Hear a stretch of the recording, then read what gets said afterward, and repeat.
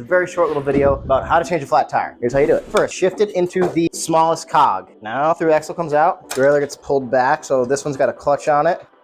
And then, bingo. I always put this right back in there. I always start a little bit north of the valve stem, so take my tire lever, jam it in there, and then just very easy. I unscrew this little sucker right here. That's a dust cover. That holds the valve in place. Those can both come off. Pull my tube out. And then I try to take a peek and see where the flat might have came from. Take my finger and I kind of carefully just feel around in here, see if I feel like a little nail poking through. I want to visually inspect the tire to see if there's a little piece of glass or something in there, because if there is, you just put a tube in there really quickly, you're gonna get it flat again very shortly. Next, take your tube, and this is a Presta valve, so you back off that Presta valve a little bit. I like to do this first. Get a little air in there just so that it holds its shape. From there, I start with my valve stem. I make sure my rating on my tire is lined up with the hole in the rim, because hipsters care about that kind of shit. That goes in. I put that part of the tire over, and I grab the securing lock nut, snug it up, and then I work the tube in here, basically. Once I have the tube all the way in, I personally think it's easiest if I start opposite the valve stem. So valve stem is here. I'm gonna start popping the bead in.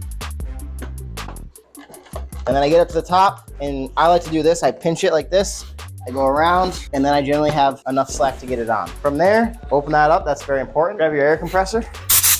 I'm gonna put it at 60 to make sure the bead is totally set. I heard it pop on there, so I know it's good, but give it a spin and make sure that sidewall is all good, which it is. I wanna make sure the derailleur was all the way over so that it fits in this cog. That's so I know where I'm trying to put it when I'm putting it on there. Let's put that thing like right there. Grab my axle.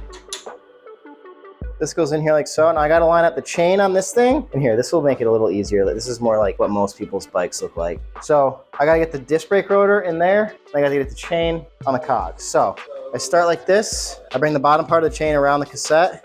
I bring the derailleur down. I line the chain up. Brake rotor goes in between the pads. Boom, and we're in. And then snug the through axle up, and that's it.